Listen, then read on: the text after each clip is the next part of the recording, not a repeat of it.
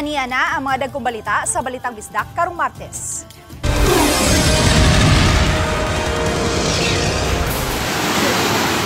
Pipila ka lugar sa Southern Cebu nakasinati og grabeng pagbaha. 126 ka pamilya o 400 ka individual sa 6 ka barangay sa Marili gibahaan. Napo ka mga iro gikuyog sa magtiayon sa evacuation center. Ug usa ka Boholanong artist ni gamit og yarn aron makamugna og obra. Kini ang GMA Regional TV Balitang Bisdak. Maayong hapon, ako si Luan Rondina.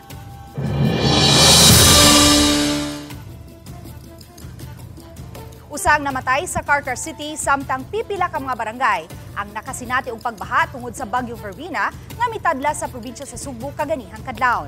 Samtang sa Talisay City kundiin naglandfall ang bagyo, wala ray na record nga danyos. Ang detalye sa live report ni Fem Marie Dumabon. Fem? May 5 ka mga barangay sa dakbayan sa Carcar ang nakasinati og halapad nga pagbaha. Luwas hinuon ang tanan nga gibahaan. Nasusamag sa pakiningdan sa Barangay Poblasyon 1 sa Carcar City tungod sa baha nga nasinati ganihang kadlawon. Nilapa sa Dilias Bridge ang tubig sa sapa, hinungdan nga gilunupan lakip na ang National Highway. Ug hangtod ganihang pasado alas 7 sa buntag. Nasusamag dagat kining usa ka gas station sa Barangay Poblasyon 3. Apan na dunay gihapon mga sakyanan ug motor nga nisungasong sa baha. Kay nisud ang baha sa mga establishmento, hinungdan nga pasado alas 7 ganihang buntag. Nabisi ang mga empleyado sa paglimpyo. Kiniusab ang naabtan sa news team sa Sitio Maracas, Barangay Poblasyon 2, diin subsub sa pagpanglimpyo ang mga residente. Maton sa mga residente dining dapita nga ikaduhang higayon na ninilang na sinati ang mga pagbahauna atol sa pagkuso-kuso sa Bagyong Tino diin 3 ka oras nilang gilimas ang maong baha. Apan karon mas grabe kini lang gilagway nga mas grabe kini kay sukat pa lang alas 6 nga ganihang buntag dis lang nilimas apan ning mga oras sa hapit na alas 11 padayon pagyapong susamag dagat ang mauna sinating pagbaha dining dapita. Mga usang orasan ni sir nagsugod din baha dito sir. Mas 3. Mano man sir? Niawas ang sa pang. Matod sa Carcar City DRM officer, 5 ka mga barangay sa Carcar City ang gibahaan. Sa initial nga data, ay naa sa kapin sa usa ka gatos ka mga pamilya o kapin sa 400 ka individual ang apektado. Luwas ra ang tanan human nag-implementar og preemptive evacuation, ilabi na sa mga naa sa flood-prone areas. Kanan siya nga bridge and then wawas na na siya diha ang water ana going to Poblasyon 1 motong makita ninyo sa Facebook na kusog kayo nga tubig, kusog kayo ang current nya going to Poblasyon 2 adto na siya mo end dito sa dagat dito sa may hospital. Apan usa ka 18 anyos nga lalaki ang patay na nga nadala sa ospital sa Carcar City Rescuer. Base sa report nga ilang nadawat, 2 ka mga lalaki ang nalumos samtang nanudsod o usa ka pamaagi sa pagpangisda dol sa bukana sa sapa diin nakasinati og baha. Usually man good if kanang baha ba kay manang di maklaro ang tubig ganahan kay ni sila manudsod. So I don't know since low tide man ni dako kanang kalit ang tubig mo to nalumos ang usa silang duha. Luwas ra ang laing 18 anyos nga kauban sa biktima. Samtang nakasinati usab og pagbaha ang usa ka parte sa National Highway sa Barangay Sangat sa San Fernando. Samtang sa dakbayan sa Talisay, dinhi katulong naglandfall ang bagyong Verbena alas 2:40 kaganihang kadlawon. Nagpasalamat ang Talisay City LGU nga wala ra sila makasinati og baha ug wala ray natala nga mga kadaot. Gani ang level sa tubig sa Bananga River igo lang nakasaka og gamay. Medyo nang kusog-kusog yung hangin, no? And then ang ulan, dagan-dagan yun. Pero wala yun siya kabaha sa Mananga. And at the same time, wala yun siya nakahimo o daot sa ato ang properties. Wala, mga balay, wala rin naguba.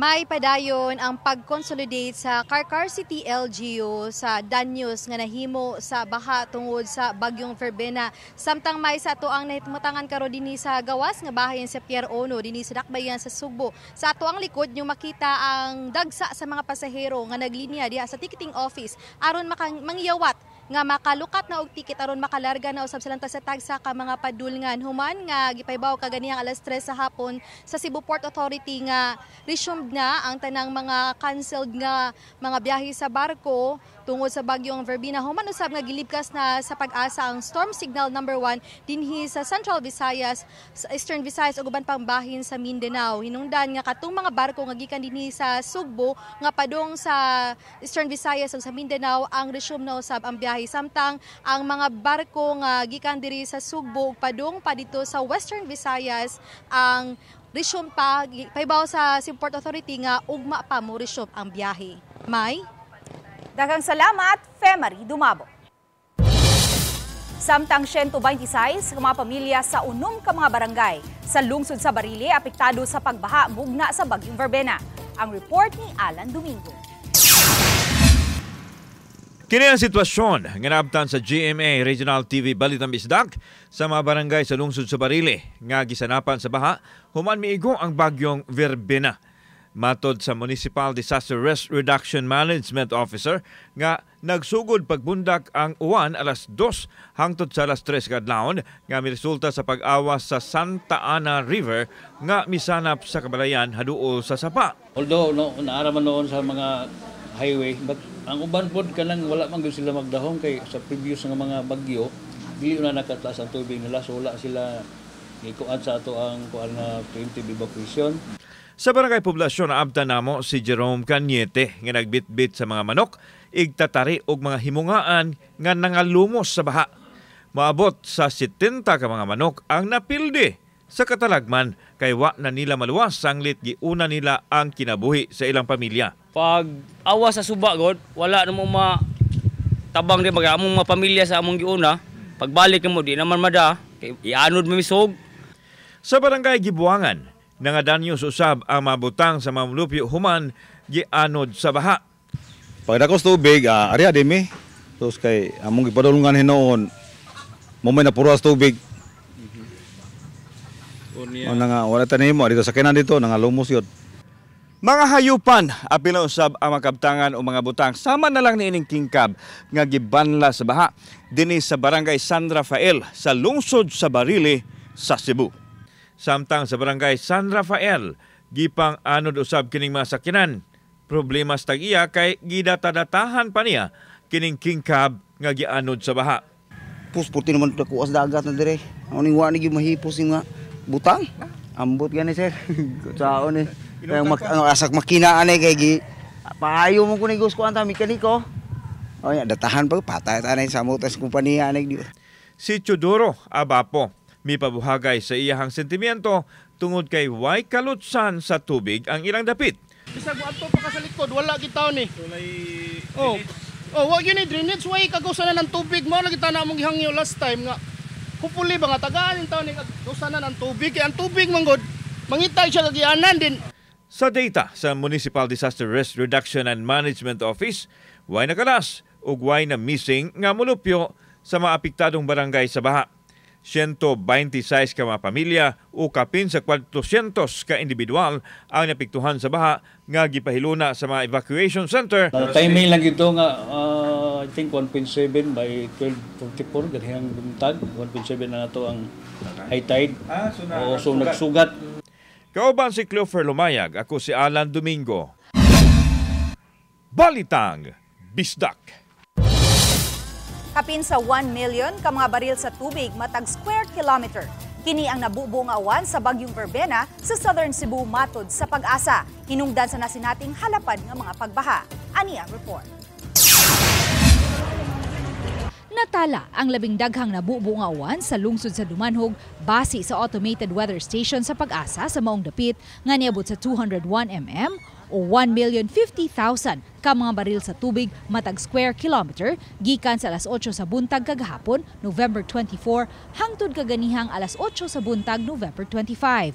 Ang maong gidaghanon sa uwan matod sa Pag-asa Visayas na sinati usab sa mga kasikbit ni ining lungsod ug dakbayan nga Karkar ug Barili.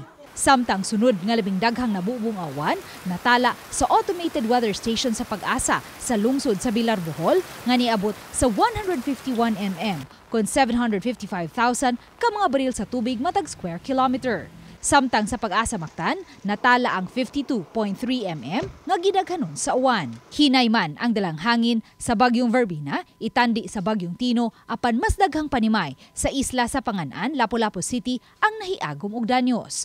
Matod ni Panganan Barangay Captain June Ray Casiao, niabot sa 22 ka mga panimay ang partially damaged. Nabatigan sa isla sa Panganan ang pagkusog sa uwan ug paghuro sa hangin kaganihang alauna sa kadlawon. Wala ra kayo baha di same sa katong Bagyong Tino nga dako high tide man gud to ma'am ang Bagyong Tino. Ya karon ang tubig kay okay ra man ang level. So ang daghan gid is ang tubig uwan. Unang nilandfall ang Bagyong Verbena sa Bayabas, Surigao del Sur, 1:30 kagahapon sa hapon. Sa Hagna, Bohol, ang ikaduhang landfall ni ini, 11:10 kagabi, ug nilandfall na usab kini sa Talisay City sa Cebu, kaganihang 2:40 sa kadlawon. Pagka 5:50 ganihang buntag, dito na usab kini naglandfall sa Valle Hermoso, Negros Oriental. Ning mga higayuna, ana-ana ang maong bagyo habig sa Panay Island. 2:00 karong hapon, gilibkas na ang Tropical Cyclone Wind Signal number 1 sa Cebu. Wala na tayo heavy rainfall warning sa Central Visayas. So balik ta sa rainfall advisory, kining light to moderate with occasional heavy rains. Improving atong panahon, pinaka-improve ugma Wednesday. Uban ni Godfrey Rilien, Luan Merondina, Balitang Bisdak. Good news sa atong mga kapuso sa Cebu, kay aniya na ang bagong promo sa GMA, din pwede mong makadaog hangtod sa 10,000 pesos. Kini ang Regional Proof of Purchase promo sa GMA. Ang kasiyahan panalo. Makita sa screen kung unsaon pag-appeal sa promo. Mamahimong magpadala sa ilang entries ang atong mga kapuso sa Cebu para sa chance nga makadaog og mga papremyo. Nagsugod ang pagpadala og entries ni adtong November 15 ug mulungtad kini hangtod sa December 26. Ihug ang inyong mga entries sa GMA Regional TV stations o bakha sa piling supermarkets o grocery stores sa Cebu. Bisitaha lang ang official Facebook pages sa GMA Promos alang sa kumpletong listahan sa Dropbox locations ug sa uban pang mga announcements. Mga kapuso, pagbantay batok sa fake news, fake Facebook accounts ug scam text. Kini ang GMA Regional TV, Balitang Bisdak.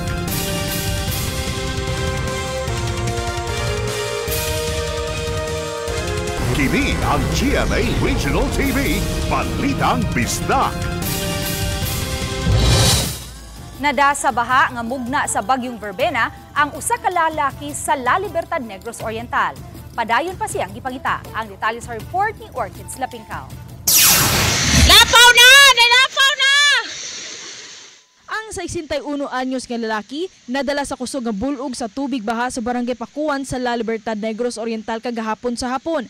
Ang lalaki nilabang sa spillway taliwa sa nasinating baha.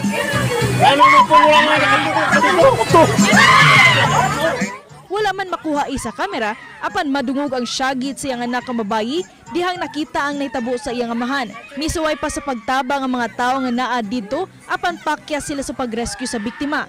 Mitabang sa pagpangita sa biktima karong buntag ang mga rescuer sa barangay.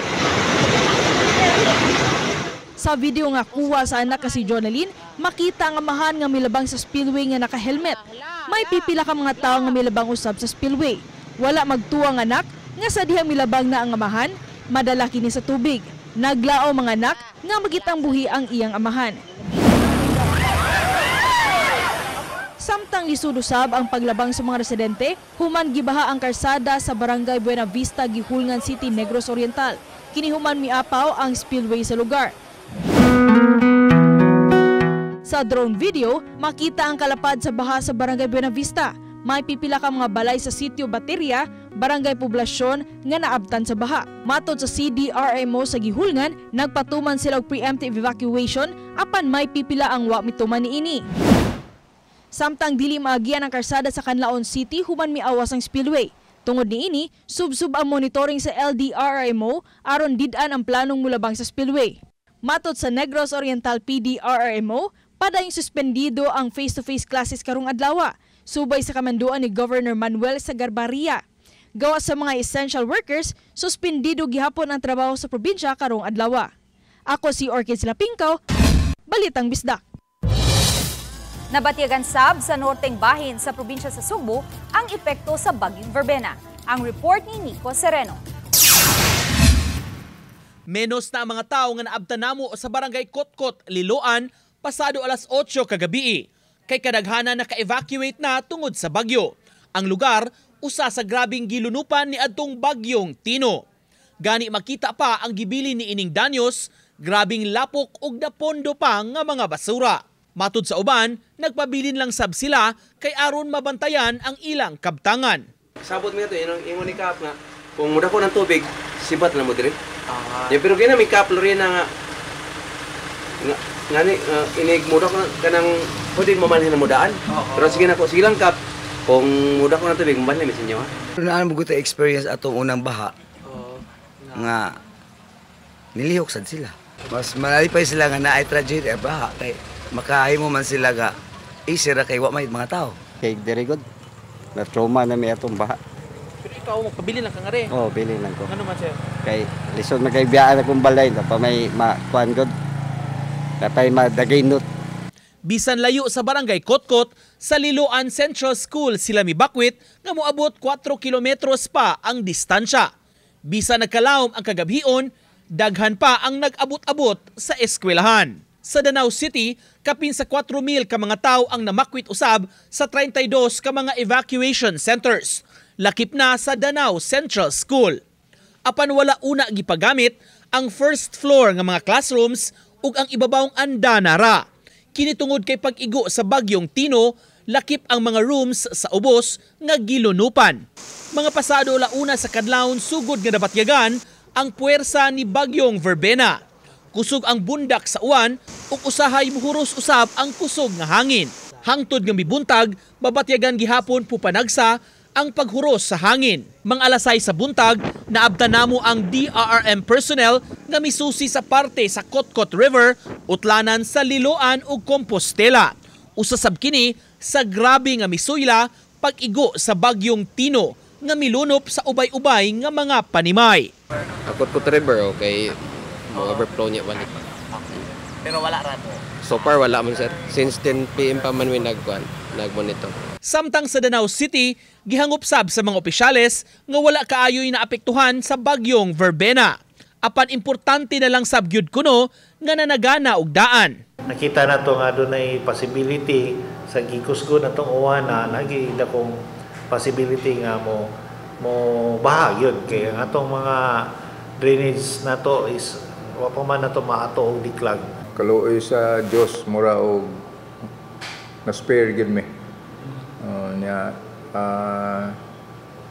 Pero gahapon gisunod gid namo ang protocol no sa kaning sa OCD ba. So nag-preemptive evacuation mi gahapon alas 3. Niya nag-force evacuation mi mga 7. Uban ni Marlon Melgazo ug Philip Patricio, Nico Sereno, Balitang Bisdak.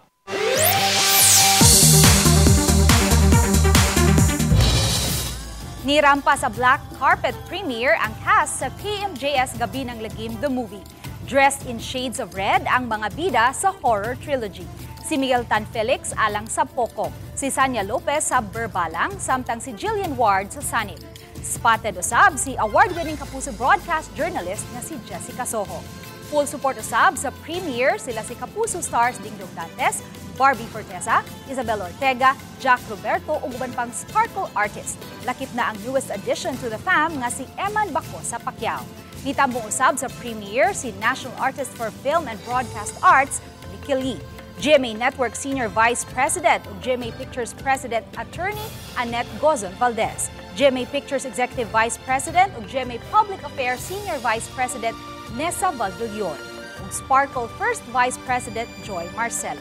Mga kapuso, ugma na makita sa mga sinihan ang KMJS Gabi ng Lagim the Movie. Kini ang GMA Regional TV, Balitang Bisdak.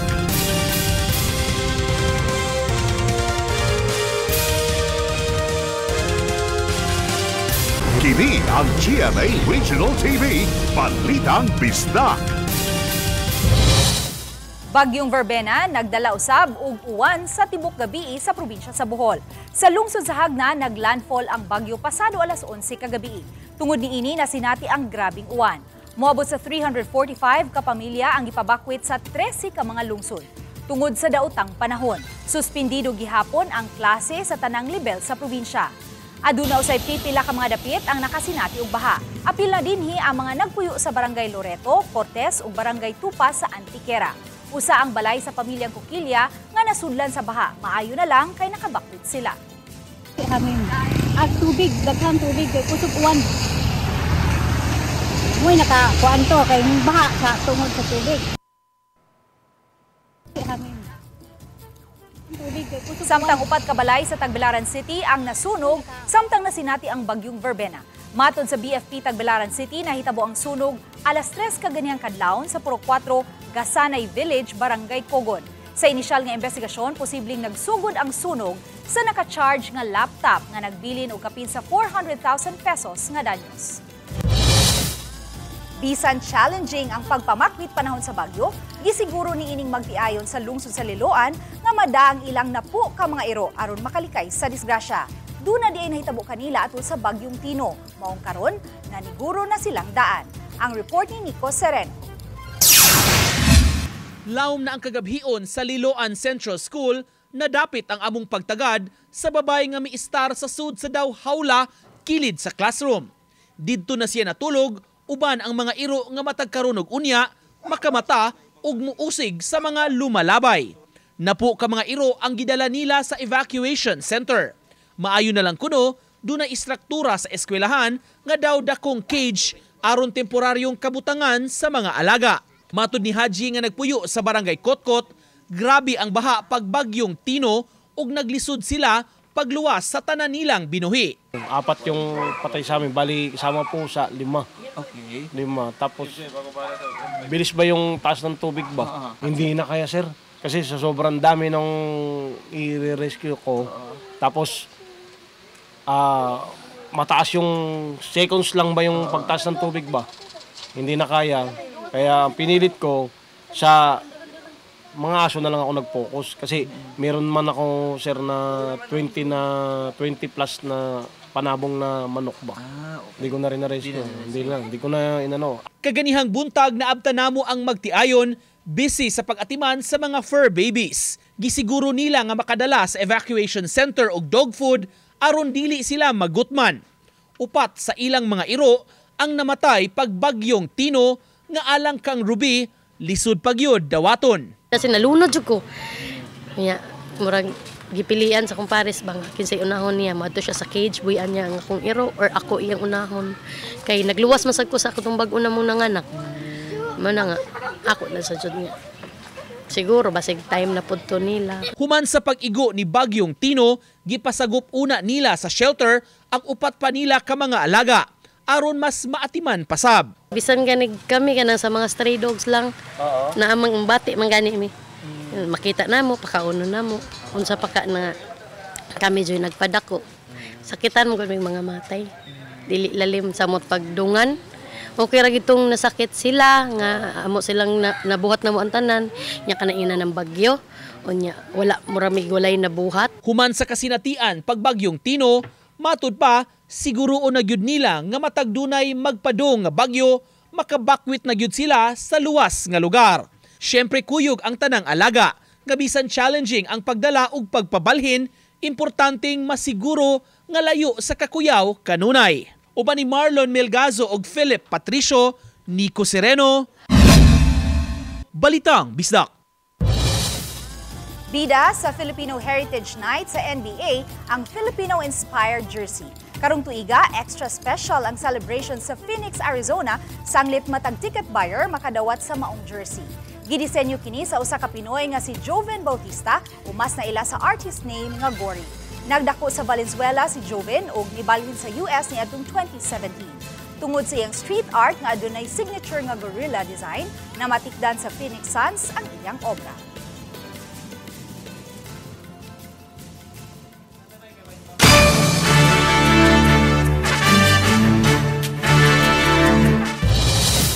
Gibida sa usa ka Boholano visual artist ang iyang obra gamit ang yarn.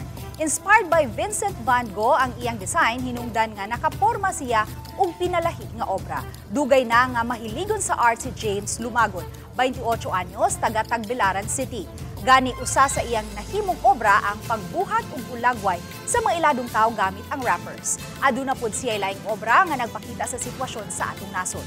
Ug karon iyang gigamit nga obra ang yarn. Paborito niya mao ang Jesus and the Lamb kay matud pa niya, without him I am nothing. Maong way duda, okay gyud kaayo ang talent ni James. Mipahigayon og forced evacuation ang kagamhanan sa dakbayan sa Talisay human nagdumili ang mga mulupyo sa mga barangay nga gibahaan sa miaging bagyong Tinong. Sa iyang social media post, gipahibaw ni Mayor Samsam Gulyas nga nagpatabang kaniya si Tabunok Barangay Captain Benji Cabigas human nagmagahi ang pipila ka mga mulupyo sa sitio Mananga 1 nga mubiya sa dapit nga ilang nahimutangan. Ang sitio Mananga 1 usa sa naggusbat human miawas ang Mananga River ug mibanla sa ilang mga panimay. Samtang ipahigayon usab ang forced evacuation sa mga sitio Riverside, Kasagingan ug Orange sa Barangay Lawaan 3. Ang nahisgutang mga dapit apektado usab sa kusog nga baha nga mibanla sa pipila ka mga panimay. Gawas sa city disaster miabag ang kapulisan ug Philippine Army. Lakip sa gibantayan sa city disaster ang mga coastal areas ug ang Mananga River nga posibleng muawas pag-usab tungod sa uwan nga gida sa bagyong Verbena. Gipaubos sa Storm Signal number 1 ang lalawigan sa Siquijor kaganihang buntag tungod sa Tropical Depression Verbena. Hinungdan nga gisuspenso ang tanang klase sa tanang ang Lukop Isla. Kanselado usab ang mga biyahe pasulod ug pagawas sa tanang pantalan sa lalawigan. Kagabi samtang nilandfall ang bagyo, gibantayan sa mga sakop sa Provincial Disaster Risk Reduction and Management Office ang mga dapit sa may Barangay Lalao sa lungsod sa San Juan ug sa Campalanas sa lungsod sa Lase diin sagad nga lunupan. Nagpahigayon usab og preemptive evacuation ang pipila ka mga barangay sa lungsod sa Siquijor sa mga panimay nga sagad apektado sa kusog nga bunog sa uwan. Samtang karong hapon gitugutan na ang tanang biyahe sa mga barko nga musud og gawas sa lalawigan. Samtang ugma mabalik na ang klase sa tanang tunghaan. Gipaubos sa training kabahin sa emergency response ang pipila ka mga barangay tanod sa Mandaue City. Gihimo kini sa Barangay Umapad nga gilusad sa non-government organization. Gitudlo kanila ang CPR ubang essential emergency response nga importante karong panahuna, labi na sa mga paghitabo. Usa sa pioneer sa health and paramedics sa United Kingdom ang mihatag sa training aron makatabang sa mga barangay personnel. Gihimo ang kalihukan sa partner organization dinhi sa Subo, ubos sa ilang programa nga Mission of Hope, Save and Survive. Usa ka grupo sa mga bay nagpahigayon og donation drive sa Barangay Tapol, Talisay City. Kay numduman usa ang Barangay Tapol sa mga naigo sa linog ug bagyo. Ug tungod kay nahimutang kini sa bukiran ug sudlunon nga lugar sa Talisay City, pipila lang ka mga hinabang ang ilang nadawat. Makita sa video ang kahimtang sa mga namakwit sa ilang evacuation center ug ang ilang sitwasyon sa adlaw-adlaw buluhaton. Matod sa usa ka residente nga dili na sila makabalik sa ilang panimay kay naguba tungod sa landslide, mugna sa linog ug bagyo. Subay niini padayong nanawagan sila og hinabang sa adlaw-adlaw nilang panginahanglan. Amo lang din kinahanglan nga pabalik din dito sa amo ang tuyan. Umana mo sitwasyon ni mong namin sa tungod sa dako kayong landmass na lupa na sa babaw.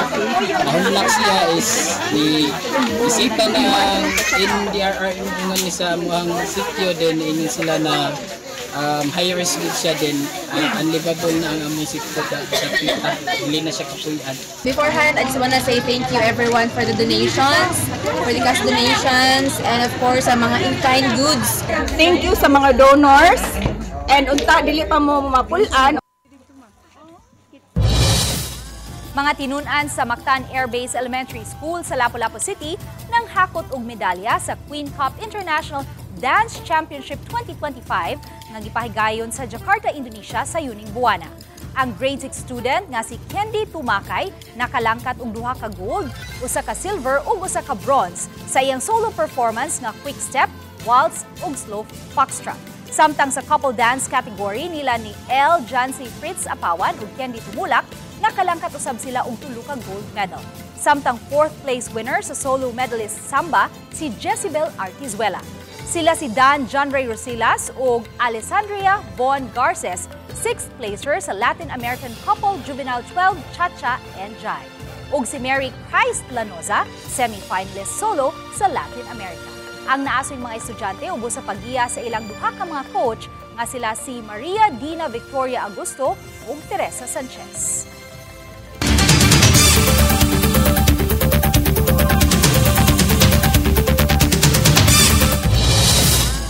Kami ang GMA Regional TV Balitang Bisdak kinatibuk ang puwersa alang sa mas dakong misyon ug mas halapad nga pag-alagad sa nasod.